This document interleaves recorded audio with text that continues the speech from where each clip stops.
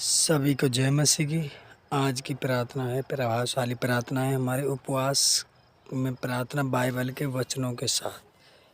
इन वचनों को करने और पढ़ें रोज। वचन, पहला वचन है शमूएल 1:12। और वे शाऊल और उसके पुत्र योनातन और यहोवा की प्रजा और इज़राइल के घराने के लिए छाती पीटने और रोने लगे और सांझ तक कुछ न खाया, इस कारण कि वे तलवार से मारे गए थे। हालेलुया, धन्यवाद। तो परमेश्वर ने जो शमूएल है उसने बताया, अध्याय 1:12 उपवास के बारे में बताया है। तो हमें इसे ज़रूर देखें वीडियो से। दूसरा वचन है एस्तर अध्याय 4:13। तब मोर्देक ने एस्तर के पास यह कहला भेजा कि तू मन ही मन यह विचार न कर कि मैं ही राजभवन में रहने के कारण और सब यहूदियों में से बची रहूँगी। Yes, hallelujah. एस्तर का यह। इसके बाद अगला वचन है फर्स्ट शमूएल 31:13। तब उन्होंने उनकी हड्डियाँ लेकर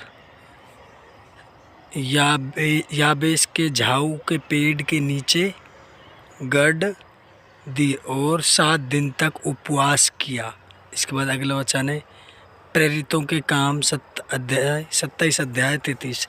जब भोर होने पर थी तो पौलुस ने यह कहकर सबको भोजन करने को समझाया कि आज 14 दिन हुए कि तुम आस देखते देखते भूखे रहे और कुछ भोजन ने किया। ये किसने कहा था? प्रेरित के काम 27:33 में ये हमारे उपवास के बारे में लिखा है। इसके बाद अगला वचन है हमारा मत्ती अध्याय 4:1-2। वह उस समय आत्मा यीशु को जंगल में ले गया। तब इब्लीस से उसकी परीक्षा हो। वह 40 दिन और 40 रात निराहार रहा। अंत में उसे भूख लगी। मत्ती। इसके बाद अगला है निर्गमन 33:28। जब मूसा ने उपवास के साथ प्रार्थना की तब उसे जीवित वचन मिले। देखे, यह निर्गमन 34:28। इसके बाद अगला वचन है हमारा उपवास के वचन ही सभी। जब राजा यहोशापात उपवास के साथ प्रार्थना की तब उसे मार्गदर्शन और अपने शत्रु के ऊपर विजय मिली। देखें 2 इतिहास 20:1-15। इसके बाद अगला वचन है जब नहमायाह उपवास के साथ प्रार्थना कर की तब वह राजा की दृष्टि में दया पाई और अपने लोगों के लिए छुड़ौती का कारण बन सका। देखें नहमायाह 1:1-11 तक यह उपवास के लिए प्रार्थना की थी उसने, राजा ने दृष्टि पाई थी तब। अगला वचन है हमारा, अगला वचन है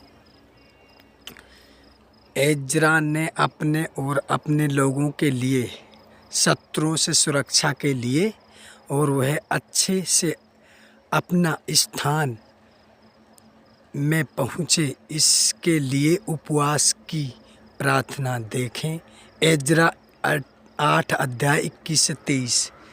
ये उसने प्रार्थना की थी अपने शत्रुओं से सुरक्षित पहुँचने के लिए। एज्रा 8:21-23 तक का है।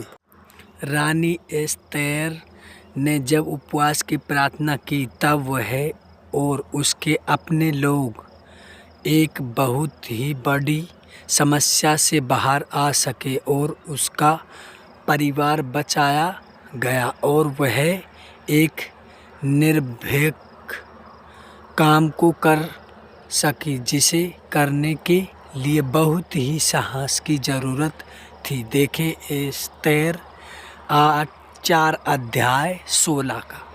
तो ये किसके लिए बड़ी समस्या में पड़ते हैं जब उपवास में प्रार्थना करते हैं। इस अगला वचन है हमारा, जब नीनवे के लोगों ने उपवास के साथ प्रार्थना की तब उनका देश नाश होने से बचाया गया। देखें योना 3 अध्याय 6 से 10 तक। नाश होने से बचाया गया देश, उसके लिए उपवास की प्रार्थना। जब प्रभु यीशु ने उपवास के साथ प्रार्थना की तब मजबूती के साथ वचन के द्वारा शैतान के ऊपर विजय पाई। देखें मत्ती 4 अध्याय 2 से 10। ये तब कहा जब प्रभु यीशु की परीक्षा ली थी शैतान ने, तब प्रभु यीशु ने वचनों के साथ शैतान को हरा दिया था। तो उपवास क्या था जब 40 दिन। अगला वचन है, उपवास हमारे जीवन में चंगाई को भी लेकर आता है। देखें निर्गमन 23 अध्याय 25। तो उपवास है जो हमारे जीवन में क्या लाता है, चंगाई, बरकतें चंगाई लाता है। अगर हम उपवास करते हैं तो हमें ज़रूर उपवास करने चाहिए और उपवास के साथ वचनों को पढ़ना चाहिए। अगला वचन है हमारा, उपवास की प्रार्थना यह तो हमारे जीवन में से बंधनों को भी तोड़ देती है। देखें कुरिन्थियों 3 अध्याय 17। तो जो हम उपवास करते हैं ना, वो हमारे बंधनों को तोड़ती है और हमें बरकतें आशीष से मिलती हैं जब हम उपवास करते हैं और प्रार्थना करते हैं और वचनों को पढ़ते हैं। इसके बाद लास्ट वचन हमारा, प्रभु ने कहा अपने विश्वास की घटी के कारण, लेकिन फिर वह आगे कहता है, यह जाति बिना उपवास और प्रार्थना के नहीं निकलती। देखें मत्ती 17 अध्याय 19 से 21। मतलब दुष्ट आत्माएँ जो होती हैं ना, वो बिना वचन के और उपवास के नहीं निकलती है। तो हमें वचन और उपवास करना चाहिए। वीडियो अच्छा लगे तो लाइक करें, शेयर करें, सब्सक्राइब करें। मसीह भाइयों को ज़्यादा से ज़्यादा शेयर करें। सभी को जय मसीह की।